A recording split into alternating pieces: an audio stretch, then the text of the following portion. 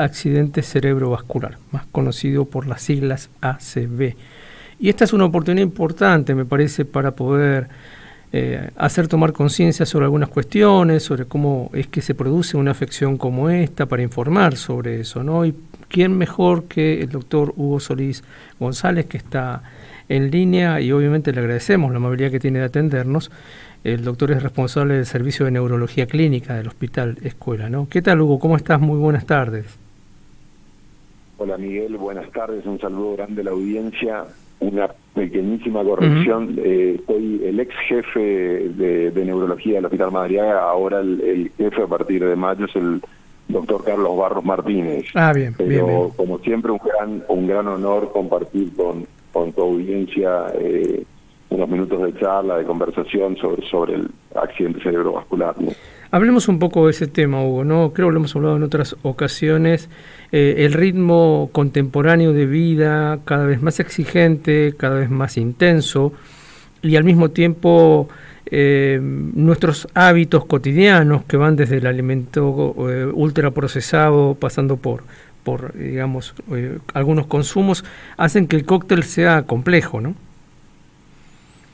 Sin ninguna duda, el cóctel es muy complejo, ¿no? Porque si uno pretende, digamos, controlar los principales factores de riesgo que nos hacen propensos a un accidente cerebrovascular, uno debería, la verdad, empezar, casi diría, por salita de 3 años, 4 años. Entonces la alimentación saludable, la vida saludable se incorpora en la vida del niño y después va solo, ¿no? En cuanto nosotros hemos adaptado hábitos, es más difícil, pero nuestra lucha sigue siendo por ordenar esos hábitos, es decir, tener una alimentación más sana, con alimentos que sean más bien en lo que hace a carnes magras, evitar las grasas saturadas, hacer actividad física, hacer yoga, hacer actividades que también ayuden a bajar el nivel de estrés, no fumar, desde luego, que está recontraprobado lo relacionado que está con las enfermedades cerebrovasculares. Después la hipertensión, tenerla absolutamente controlada, tiene que ser una política de Estado, porque está a la cabeza, digamos, de los factores de riesgo. Entonces, yo creo que si empezamos a ordenar todo eso, empezamos a ordenar también a una persona que esté lo mejor que se pueda desde el punto de vista anímico, armonizada, yo creo que estaremos alejándonos bastante de la posibilidad de sufrir un accidente cerebrovascular, ¿no? Hablemos del hecho. Bueno, una vez que empecemos por los síntomas que nos deberían alertar de estar en presencia, por lo menos de una posibilidad de tener este accidente. Bueno, hay que, en ese sentido, hay que tener un altísimo nivel de sospecha y hay que seguir trabajando en eso, como estamos haciendo ahora, Miguel, porque más del 60% de los síntomas de la ACV se le pasa desapercibido al familiar, ni hablar al paciente, a los amigos, y hay que ir de lo más simple que pueda haber. Una persona que empieza con dificultad en el lenguaje, sea que no articula bien, o sea que no puede hablar, bueno, tengo la obligación de pensar que puede ser una ACV. Y inmediatamente a la guardia.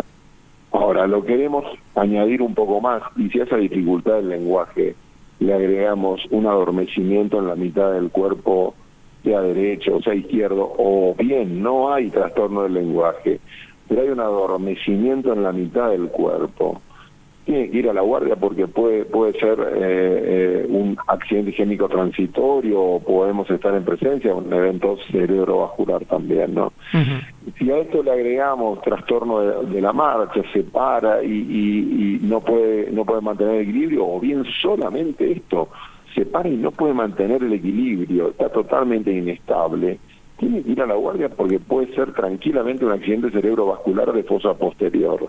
Si tiene trastornos visuales, de golpe no ve nada en un ojo, 2 minutos, 3 minutos, pues bien, puede ser el aviso de un accidente cerebrovascular. Entonces, tenemos varios signos, y la cara de golpe que cambia la simetría facial que estamos habituados a ver, bueno, pues bien, puede ser también un accidente cerebrovascular, ¿no? Uh-huh. Hablemos del factor tiempo. Nos damos cuenta de alguno de estos síntomas que usted acaba de describir. ¿Cuánto tiempo tenemos para llegar a la guardia? ¿Qué importante o cuán importante es la urgencia de movimientos en este caso y dar con la atención rápido? Bueno, es sumamente importante, es un código rojo. El tiempo es cerebro. Cuanto más tardemos en llegar a la guardia, si es un accidente cerebrovascular isquémico, más se van disminuyendo las posibilidades de destapar un vaso que puede estar tapado por un coágulo o un trombo. Uh-huh. Tenemos 4 horas y media desde que comenzó el accidente cerebrovascular isquémico para utilizar Activise o el trombolítico, como bien lo llamamos nosotros, para poder destapar ese vaso en un ACV isquémico, desde luego, no hemorrágico, ¿no? Pero el tiempo ahí es oro, y cuanto más, a su vez, más estamos alejándonos de la ventana de oro de las primeras 3 horas, bueno, más va cayendo la posibilidad de rescatarlo. Sin embargo, hemos tenido muy buenos resultados, aún así, en pacientes con 4 horas y media, que hemos utilizado trombolítico en el hospital, y realmente hemos tenido una recuperación muy, pero muy buena del accidente cerebrovascular, ¿no? O del déficit motor que le dejó el accidente cerebrovascular. Uh-huh. Hablemos de edades. Alguien me decía hace un tiempo que en general lo que se viene observando en los últimos años es que las enfermedades que se llaman genéricamente de tipo metabólicas, que antes empezaban a aparecer en adultos de más de 30 y pico, 40 años, empiezan a aparecer a edades cada vez más tempranas. ¿Este tipo de accidente ha tenido un desarrollo similar, digamos que empieza a asomar a edades cada vez más tempranas también? Lo que estamos viendo es que hay una franja de edad que va de los 40 a los 50 años que están empezando a tener un poco de mayor prevalencia, y probablemente tenga que ver con cierto aumento también en esos factores de riesgo, ¿no? Donde empezamos a ver cada vez por ahí menor cuidado en algunas personas, más hipertensión, más en algunos pacientes coincide que también está el hábito tabáquico.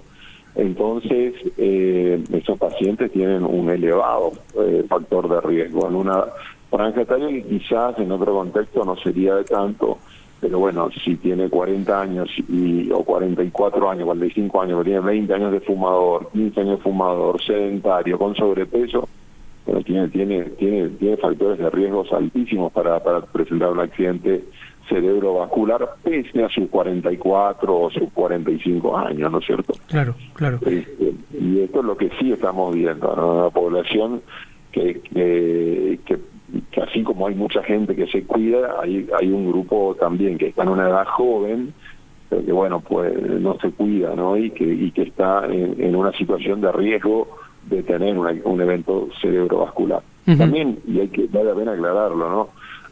Hemos tenido pacientes muy jóvenes con accidente cerebrovascular, hablo de 16 años, pero en estos casos vimos una causa muchas veces de un foramen oval permeable, una comunicación de las cavidades cardíacas que habitualmente se cierran, pues bien, en casos particulares no, y son casos muy puntuales, muy puntuales, pero a lo que por ahí tu pregunta hace referencia es a este aumento en pacientes de 40 años a 50 años, y sobre todo lo vemos mucho más en el sexo, en este caso el sexo masculino. Uh-huh. En el sexo femenino hay que hacer algunas salvedades después del parto o en todo lo que es el periodo periparto, por los distintos cambios hormonales que tiene la mujer, puede estar más susceptible de eventos cerebrovasculares también, ¿no es cierto? Uh-huh. Pero en general un poco poco lo que vemos es esto, que es una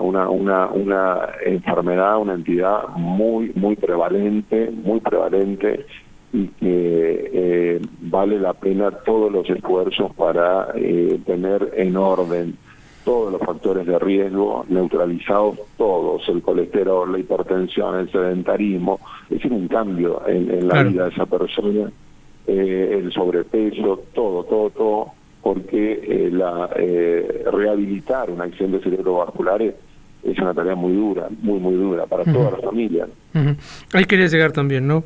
Usted mencionó en muchas ocasiones lo que va a hacer el tema del sedentarismo, y se habla mucho de la importancia que tiene mantener el peso saludable y también ejercitarse en forma regular.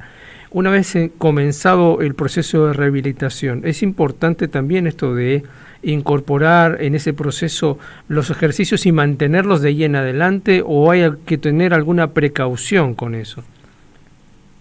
Bueno, ahí siempre es importante trabajar también con el cardiólogo, ¿no? Porque hay que ver cómo está la función sistólica, cómo está la función del miocardio, si no tiene ninguna arritmia el paciente. Y en general siempre se alienta y siempre vemos que se pueden llevar adelante actividades físicas. Esto, salvo casos muy excepcionales, el paciente está autorizado por el cardiólogo y en todo caso estará direccionado hasta de qué manera y cómo llevar adelante una actividad física si hubiera algún inconveniente cardiovascular, ¿no? Pero en general la política es que haya actividad física.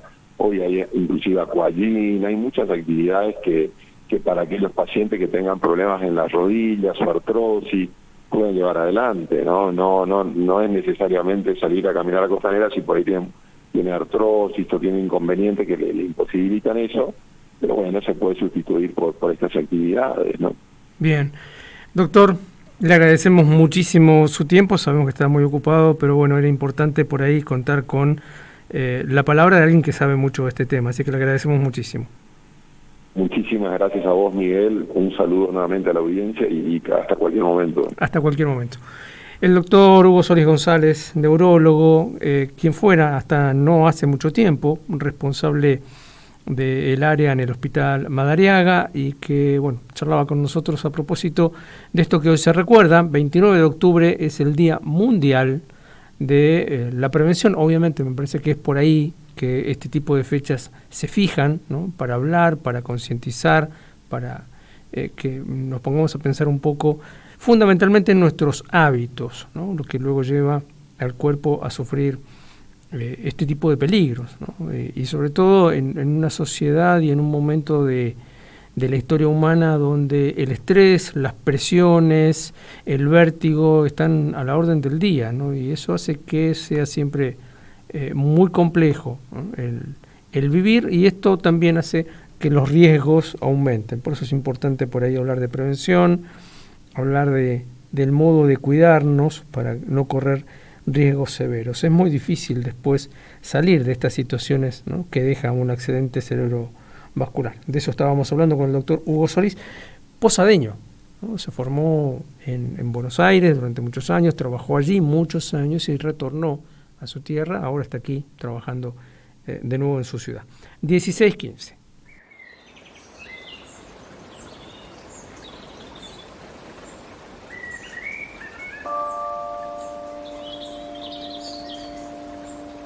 Agüita fresca para este río revuelto. Les debemos la claridad para otros tiempos. Otro aire, de 15 a 18, por FM Universidad.